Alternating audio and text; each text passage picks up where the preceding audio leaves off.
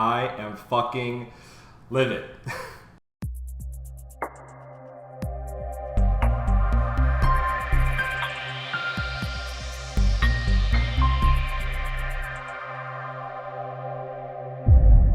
What is going on, everyone? Welcome back to a brand new episode of For the Love of Humankind, and let me tell you that I am fucking livid. It may not seem like it because I'm not yelling and things like that, but I wanted to do an episode because even as little as this may be, as late as this may be, I think today's topic needs a space to talk about it. As you can see from my background, my apartment is really bare. I am in the process of getting ready to move to a brand new apartment. And I don't think that this episode could wait until then, because I think these are things that are happening in real time that we need to talk about. And things that I need to talk about, I think, for myself to be able to think about where I'm at with these things. I know where I'm at, but I think it's important for those that do listen to this podcast to be able to see these things and hear these things and be able to process differently than maybe they're used to. And so this week has been very disheartening. Well, I shouldn't even say this week. I should say last week. But within this last week, things have been very, very disheartening. Especially with our government that continues to fail us, continues to create divide between the people that in which they govern in this country. But also to further create it almost feels like a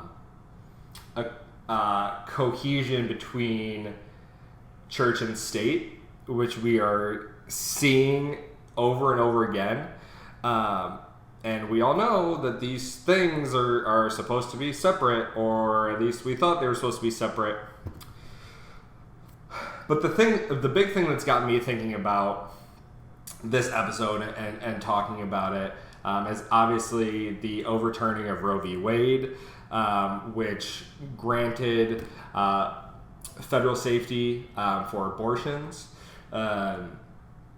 and has to do with the 14th Amendment, which it is not the only thing in the 14th Amendment that is under attack. And so we're going to get into that topic too. But I need to know when people are going to wake up. And by people, I mean the right wing and the left wing. Not so much the left wing, but when the right wing is going to understand all of the rights that are being taken away from people that live in this country. So many rights are being taken away. And I swear to God, if one more person tells me that gun rights are being taken away, no. Because that has clearly been shown with the overturning of Roe v. Wade that guns and gun rights mean more to this country than women's rights.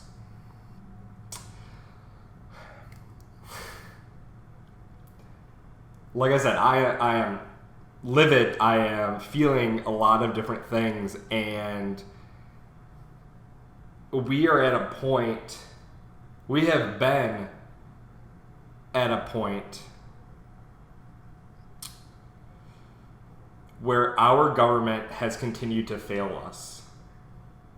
I have talked about this in a couple of different podcasts. I've talked about this with my friends on the show.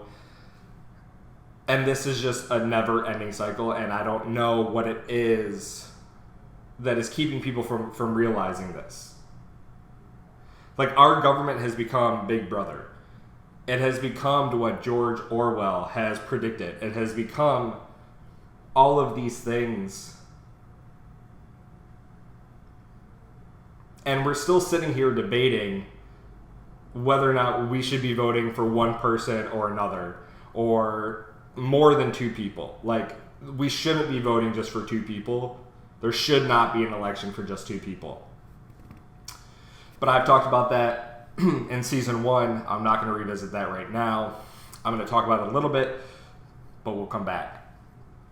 So the overturning of Roe v. Wade is only a stepping stone. For women to not be able to have the option to have a safe abortion is putting women at danger for their own lives. The Supreme Court has put it up to the states to make the decision on whether or not abortions will be legal or not in that state. And sure, there are some states that it will remain that way. Maybe up until a specific point. Hopefully we don't get to that point. But there are states that as soon as that went into play, it became illegal in that state. And now let's talk about why that is so damaging, not only to women, but to society as a whole. By no means am I saying that it doesn't pertain more to women than it does society, because it impacts women tremendously. And about 99.8% of what this was actually protecting. So, as of right now, what this law or the overturning of Roe v. Wade will do is, if a woman happens to have a miscarriage, that person could be convicted. Not their choice to have a miscarriage. Okay, they could be convicted for that. If, for whatever reason, a woman has something wrong with their child and it doesn't go as expected, and then the woman or the individual carrying this child is then told, hey, if you have this child, you could lose your life, or you will lose your life. At that point, the woman then has the choice of delivering this child and, potentially losing her life, getting rid of this child, depending how you define that word. I'm not defining it until the child is out of the uterus and out of the vagina. That is what I am going to refer to as a child. Because up until that point, it becomes difficult. And it is difficult to define what that is. And I know a lot of people have different definitions of that. And that is this whole argument, right? But even then, if there are complications that is going to have the individual birthing this child between life and death, and if they choose life, that person is now going to be convicted and being, potentially put into jail for years and years. Great. Even better. That's even better. Lovely. Now, I'll share an example. So, for those individuals that may perhaps, have IUDs, and they happen to get pregnant, if they carry to term, one, that not only could severely impair the child, again, it could damage the individual giving birth, could kill the individual giving birth. Like, there are so many things that go into why abortions are a necessary act and are necessary in healthcare. Now, one of the interesting things that people that don't support abortion is that when the Supreme Court document or opinion was leaked, it was stated that the right to abortion is not deeply rooted in the nation's histories and traditions. And some wonderful people out there in the world actually come to say, no, actually it was. Because Benjamin Franklin himself created a book that listed all kinds of things for a catch-all manual, and one of those things was how to have at-home abortions, because even they knew that sometimes you need to do it to save a life. So back in the 1700s, like, come on, this should not be rocket science. And the funny thing is, with this debate, that comes with, oh yeah, it's rooted in our nation's histories and traditions, and we can't do that because, our country was founded by white people, and we killed a bunch of people, and we raped them, so they gave us children. Yeah. Think about that for a second. The other argument that goes along with this has to do with religion. And I think it's really funny. And there are actually two things that the Supreme Court has ruled on over the last week that are very closely tied to religion. Roe v. Wade, great. Probably tied to religion. The second thing that the Supreme Court has done over the last week has ruled in favor of prayer circles happening at the 50-yard line of high school football games. Public schools, mind you, that are federally funded. Yeah, religion and state, they're not separate. Now, this is something that also keeps me, chuckling, is with this debate about religion. Is that these are God's children. That if God wants you to have a child, you need to have that child. But can we talk about how God sent his son to earth to die? Yeah. Yeah. Yeah. So there's a lot of hypocrisy here, is what I am trying to say.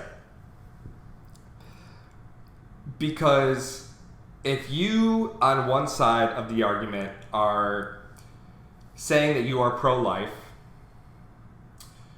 where is your support for suicide prevention? Where is your support for those that do not have a home? Where is your support for those that cannot find a meal, or those that cannot make minimum wage, or make minimum wage and can't afford to live? Those are all pro-life things. You can't pick and choose. And I will tell you that Donnie boy, good old Trump, is the gift that keeps on giving to this country, because while he appointed some of these justices into the Supreme Court, they're the ones that are overruling a lot of these decisions, creating these lovely decisions in our country. But then you also see Joe Biden, who also isn't doing shit. This man is falling off of bicycles that's going like a mile an hour. And he's over here not even thinking that it's an issue. When you have the former president, your current president,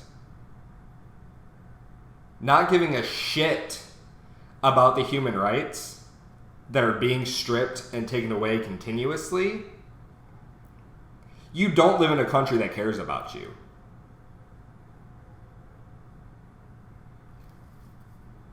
Now, I stated that abortions were the stepping stone, that with the overturning of Roe v. Wade, the 14th Amendment is slowly being pulled back. Now, what are the other things that are covered by that amendment? You may ask. Okay, contraceptions, septions. So being able to essentially protect yourself from being pregnant or having unwanted pregnancies, that's on the docket. Same-sex marriage is also in that amendment. So what was granted through the Supreme Court in 2015 was the right for same-sex individuals to be able to be married, also on the docket. And the other thing is the government not being able to know about the relations that you have inside of your home.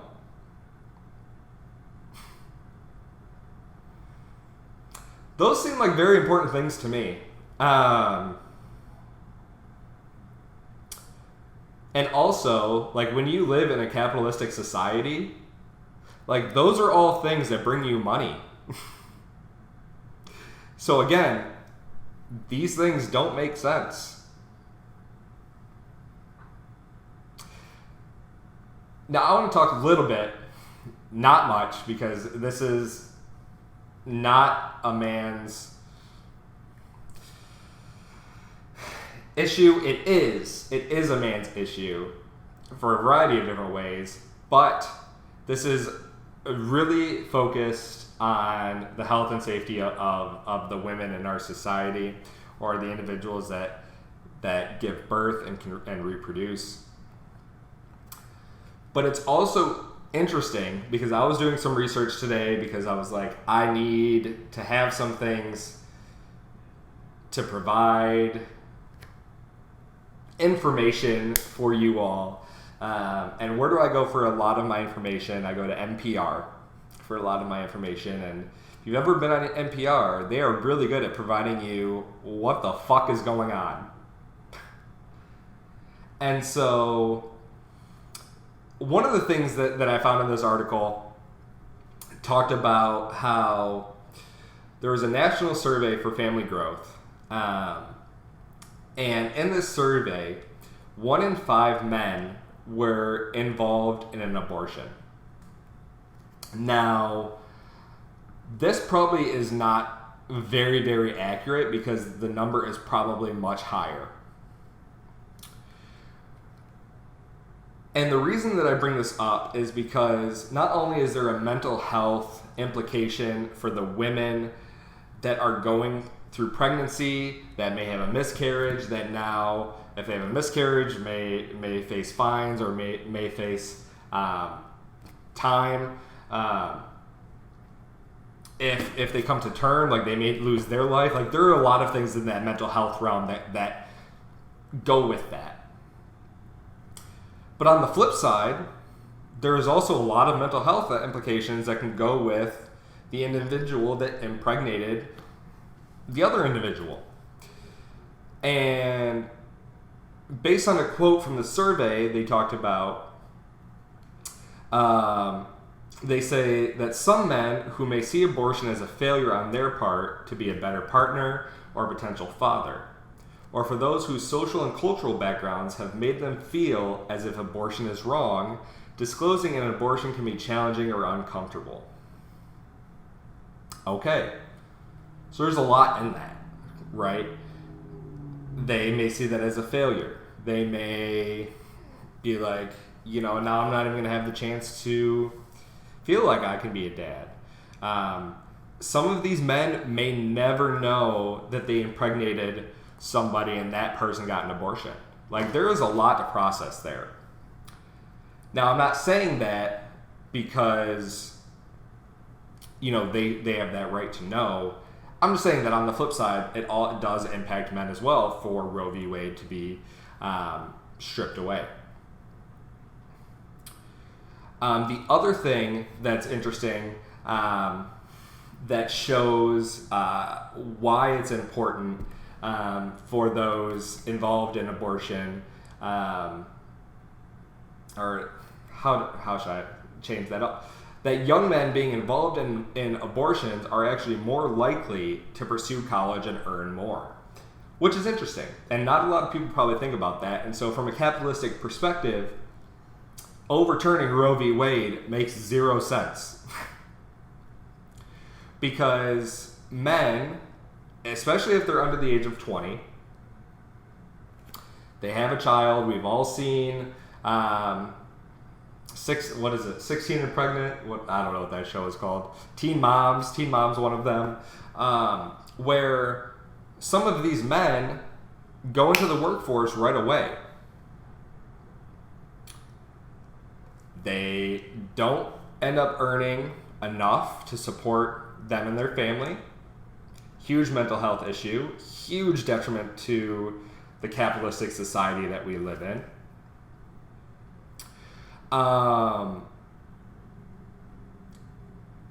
Those that decide to terminate, they're not going into fatherhood that soon.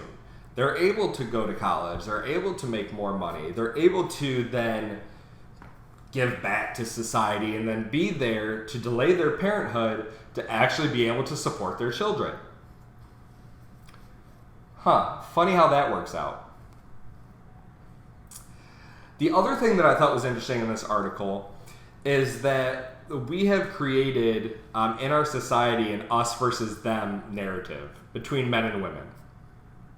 Obviously, we know there's gender-based discrimination throughout our society. There's disparity that women face.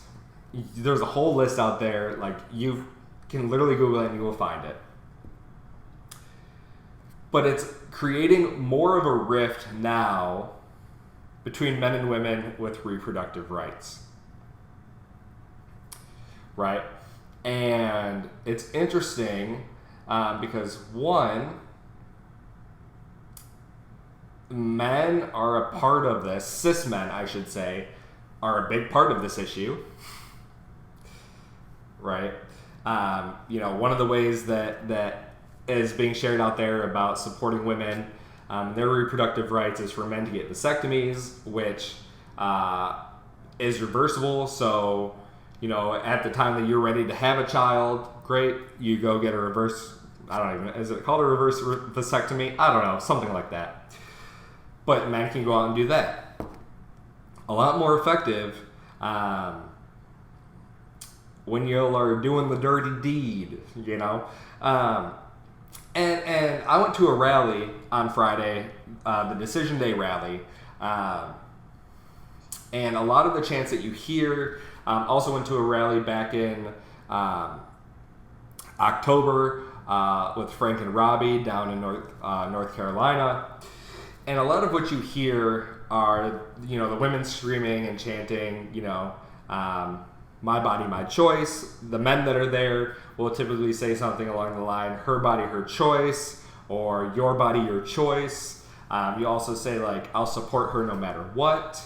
But in this article, they're saying that is passive support from cis men. And saying that what men need to be risking is their own comfort of having to grapple with an issue that women are forced to do biologically.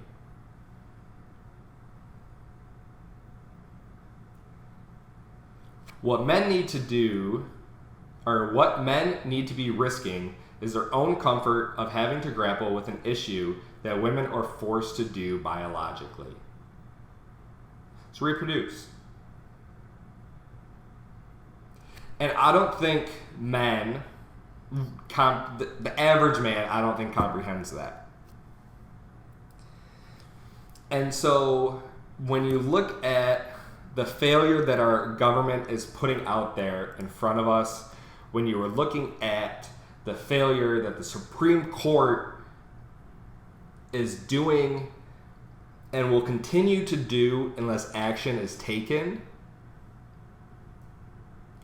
rallies, speaking to your local government, running for local government, This could be writing letters to your senators. Variety of different things that you can do right at home. Donate to Planned Parenthood. If you live in a state that abortion is still legal, offer opportunities for individuals to stay with you, or offer them, a hotel. Like, there are a lot of things that you can do to support this movement. But I am telling you that this is just a stepping stone. We are living in Handmaid's Tale. We are living in a dystopia, and the public is so blinded by everything else.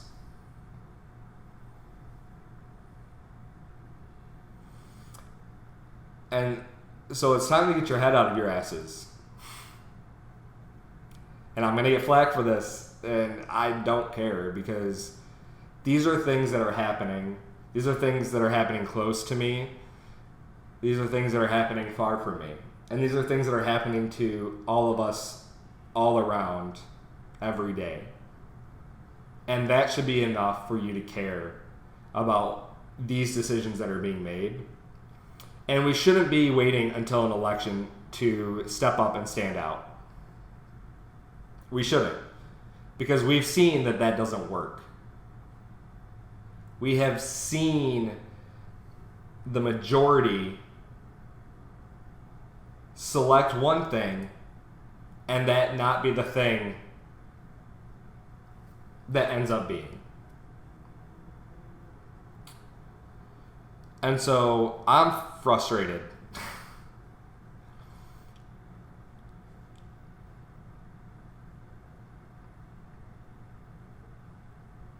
I am frustrated. And to the women out there, to the individuals that reproduce, I'm sorry. I'm sorry on behalf of what is taking place. I will continue to fight, and I will do what I can to help fight with you and alongside you. You are not alone in this. And for those of you that may be listening outside of the state of Michigan, I will provide you safe haven if need be. Right now in Michigan, it is still legal. They are fighting to keep it that way, and so let's hope that it remains that way, and I can still continue to offer that safe haven. And I know this was not a typical... I don't even know if my podcast is happy anymore. I really don't. But this is frustration. You should be mad. You should be pissed. You should be demanding change. Because